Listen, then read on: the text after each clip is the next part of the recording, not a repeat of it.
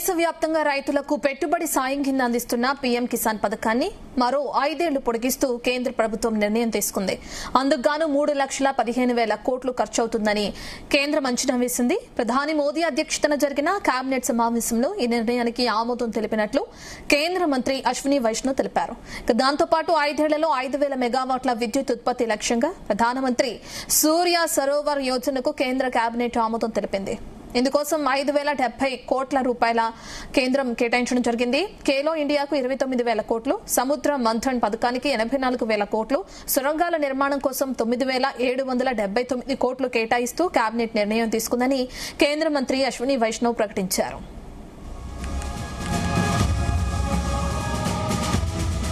సంబంధించిన booth details మా chief news coordinator Radhakrishna అందిస్తారు. రాధాకృష్ణ. గుడ్ ఈవినింగ్ రత్న.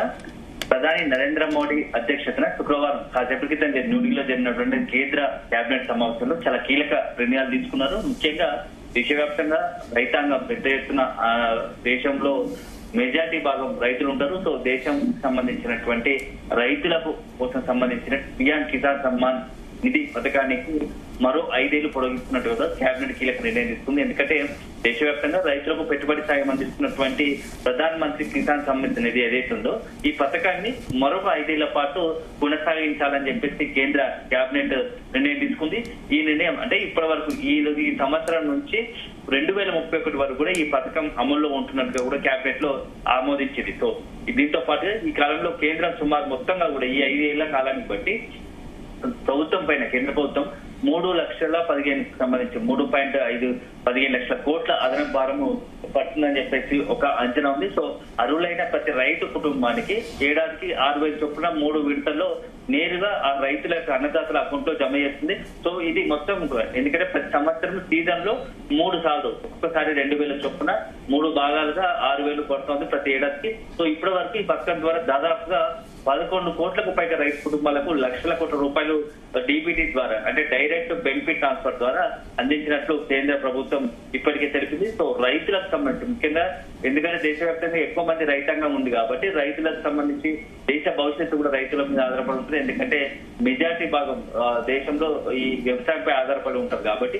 సో దాన్ని మరింత బలోపేతం చేయడానికి అవకాశం ఉన్న మీద కేంద్ర ప్రభుత్వం రైతులకు సంబంధించి రైతుల పెట్టుబడి సాయం కింద ఇట్లా ప్రతి ఏడాది దాదాపుగా అంటే ఎకరానికి మొత్తంగా ప్రతి ఏడాది ప్రతి రైతుకు ఎవరైతే అర్హులైన రైతులు ఉన్నారో ఆ ఏడాది పొడవునా 6,000 సో విడతల వారిగా 3 విడతలుగా 2,000 చొప్పున 6,000 ఇస్తున్న పరిస్థితి తెలిసిందే. సో ఇప్పుడు ఈ రైతుల వ్యవసాయ పెట్టుబడి వ్యయాన్ని తగ్గించడం, సాగుకు పెట్టుబడి వ్యయాన్ని తగ్గించడమే కాకుండా సాగుకు ఆర్థిక భరోసాని కల్పించడమే ఈ యొక్క పీఎం కిసాన్ సమ్మాన్ నిధికి సంబంధించిన ప్రక్క ముఖ్య ఉద్దేశం. సో దీంతో భాగంగానే ఇది మరొక 5 ఏళ్ల పాటు పొడిగించాలని చెప్పేసి ప్రభుత్వం నిర్ణయం తీసుకుంది. సో కేంద్ర ప్రభుత్వం నిర్ణయం తీసుకుంది. సో దీంతో పాటుగా మరికొన్ని కీలక నిర్ణయాలు కూడా ఈ యొక్క కేబినెట్ సమావేశంలో తీసుకున్నారు. అందులో మరొకటి చాలా అత్యంత కీలకమైనది ఏంటంటే ప్రధానమంత్రి సూర్య సరోవర్ యోజన పథకానికి ఆమోదం తెలిపింది. సో దేశంలోని చెరువులు, రిజర్వాయర్లు, జలాశయాలపై ఎక్కడైతే వాటర్ ఫ్లోటింగ్ ఉంటుందో అక్కడ ఫ్లోటింగ్ సోలార్ ప్లాంట్లు ఏర్పాటు చేసే విధంగా కూడా కేంద్ర కేబినెట్ ఆమోదం తెలిసింది.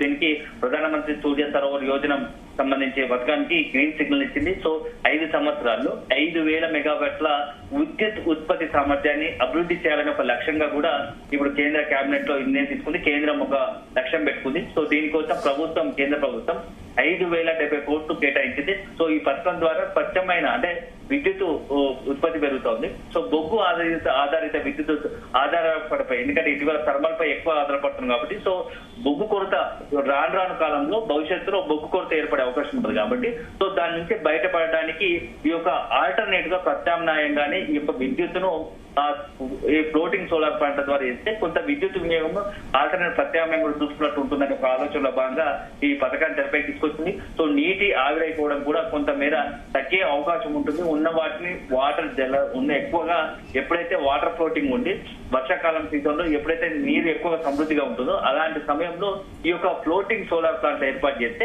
ఆటోమేటిక్ గా విద్యుత్ను వినియోగించుకోవడంతో పాటు ప్రత్యామ్నాయంగా విద్యుత్ కొరత లేకుండా కూడా చూసుకునే అవకాశం ఉంటుందనే ఒక ఆలోచనలో కేంద్రం నిర్ణయించుకుంది. సో రాష్ట్ర విద్యుత్ పంపిణీ సంస్థలకు తక్కువ ఖర్చుతో గ్రీన్ పవర్ అందుబాటులోకి వస్తుందనేది కూడా కేంద్రం ఆలోచన. సో దీంట్లో భాగంగానే ప్రధానమంత్రి సూర్య సరోవర్ యోజన కూడా ఆమోదం తెలిపింది. దీంతో పాటుగా మరో కార్యక్రమాన్ని కూడా భారీగా కేటాయింపులు ఇస్తూ కేంద్ర కేబినెట్ నిర్ణయం తీసుకుంది. ఖేలో ఇండియా కార్యక్రమానికి 29,000 కోట్లు కేటాయించినందుకు కేబినెట్ ఆమోదం తెలిపింది. సో దీంతో పాటు గ్రామీణ స్థాయి నుంచి క్రీడాకారులు గుర్తించడం, కొత్త స్పోర్ట్స్ అకాడమీలు, అంతర్జాతీయ ప్రమాణాలకు క్రీడల మౌలిక సదుపాయాలు అభివృద్ధి. ఎందుకంటే మొత్తం ప్రపంచంలో అత్యంత జనాభా ఉంది. సో ఒలింపిక్స్ లాంటి పెద్ద ఎత్తున మంచి అంతర్జాతీయ స్థాయిలో ఈ యొక్క క్రీడల పోటీలు నిర్వహించినప్పుడు భారత్ సంబంధించి ఒకవైపు ఇంత పెద్ద మానవ ఉన్నప్పటికీ దానికి సంబంధించి ఈ పోటీలో పాల్గొనే శక్తి కేటాయించడం, వీలైతే ఎక్కువ మంది పోటీలో పాల్గొని మంచి పథకాలు వచ్చేలా కూడా ఈ ఖేలో ఇండియా ముఖ్య ఉద్దేశం. సో దాంట్లో భాగంగానే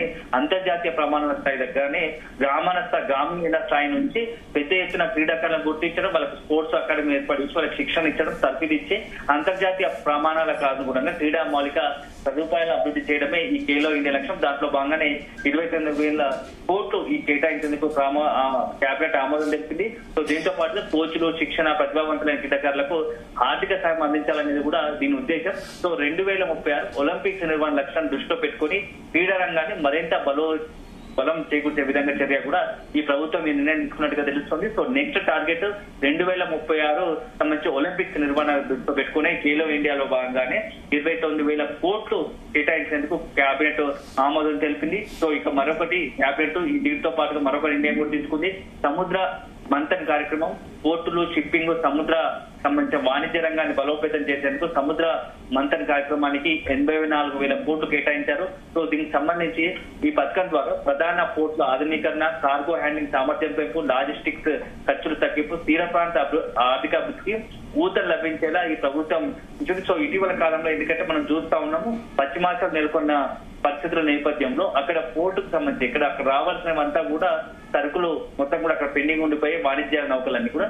ఇలాంటి సందర్భంలో మనం ఆల్టర్నేట్ గా కొంత ప్రత్యామ్నాయంగానే పెద్ద ఎత్తున ముందే అక్కడ చేసుకుని కొంత అక్కడ ఈ పోర్టులు, షిప్పింగ్, సముద్ర వాణిజ్య రంగాన్ని మరింత బలోపేతం చేసుకోవాలనే లక్ష్యంతోనే ఈ సముద్ర మంథన్ కార్యక్రమానికి పెద్ద ఎత్తున 84,000 కోట్లు కూడా కేటాయించినట్టుగా కూడా తెలుస్తోంది. సో దానికి కూడా కేబినెట్ ఆమోదం తెలిపింది. ఇక మరొక కీలక నిర్ణయం, సొరంగాల నిర్మాణానికి భారీ నిధులు. దేశవ్యాప్తంగా రహదారి, రైల్వే కనెక్టివిటీ మెరుగుపరిచేందుకు సొరంగ నిర్మాణాల కోసం కూడా 9,779 కోట్లు మంజూరు చేస్తే, ముఖ్యంగా కొండ ప్రాంతాలు, సరిహద్దులు, ఎందుకంటే ఈశాన్య రాష్ట్రాలు ఏవైతున్నాయో ఎక్కువ కూడా అక్కడ కొంత 2 రకాల చర్యలు. ఎందుకంటే ఒకవైపు ఈశాన్య రాష్ట్రాలకు సంబంధించి పక్కన ఉన్నటువంటి ఏంటంటే బార్డర్ సంబంధించి సరిహద్దు ప్రాంతాల నుంచి అక్కడ ఉన్న ఇటీవల కాలంలో కొన్ని మణిపూర్ లాంటి కావచ్చు, అస్సాం సంబంధించినటువంటి కొంత తీవ్రవాద సంబంధించిన కార్యకలాపాలు ఎక్కువ ఉండటంతో అక్కడ ఉన్నటువంటి ప్రాంతాల్లో కొంత మరింత ఈ యొక్క రవాణా వ్యవస్థను స్ట్రెంథెన్ చేయడానికి సొరంగ మార్గాలు కొండ ప్రాంతాలు సరిహద్దు రాష్ట్రాల్లో ఒకవైపు రవాణా సౌకర్యాన్ని మెరుగుపరచడం, ప్రయాణ సమయాన్ని తగ్గించడం, వ్యూహాత్మక రవాణా సామర్థ్యాన్ని పెంచడం ఈ ప్రాజెక్టు లక్ష్యం ఉంది. దాంతో పాటు అవసరానికి సంబంధించి అక్కడ ఎటువంటి అంతర్జాతీయంగా కూడా, ఎందుకంటే అక్కడ ఉన్నటువంటి ఇతర దేశాలకు సంబంధించి తీవ్రవాదాలు, సరిహద్దు తీవ్రవాదం కూడా పెరగకుండా కొంత నిఘా పెట్టే అవకాశం ఉంటుంది. వెంటనే అక్కడ చర్య తీసుకునే అవకాశం ఉంటుంది. కాబట్టి ఈ సొరంగ నిర్మాణానికి భారీగా నిధులు కూడా కేటాయించారు. దాదాపు 9,779 కోట్లు కూడా మంజూరు చేసింది. సో ఈ మొత్తం సంబంధించి ఈ నిర్ణయాలకు సంబంధించి కేంద్ర మంత్రి అశ్విని వైష్ణవ్ ఈ వ్యాఖ్యలు చేశారు. సో ఇప్పుడు రైతుల సంక్షేమం, గ్రీన్ ఎనర్జీ, క్రీడలు, సముద్ర ఆర్థిక వ్యవస్థ, మౌలిక సదుపాయాల అభివృద్ధిపైనే దృష్టి సాధించిన కేంద్ర కేబినెట్. సో దాంట్లో భాగంగానే ఈ కీలక నిర్ణయాలు తీసుకుందని చెప్పేసి కేంద్ర మంత్రి అశ్విని వైష్ణవ్ తెలిపిన పరిస్థితి కనబడతా ఉంది. Thank you Radhakrishna.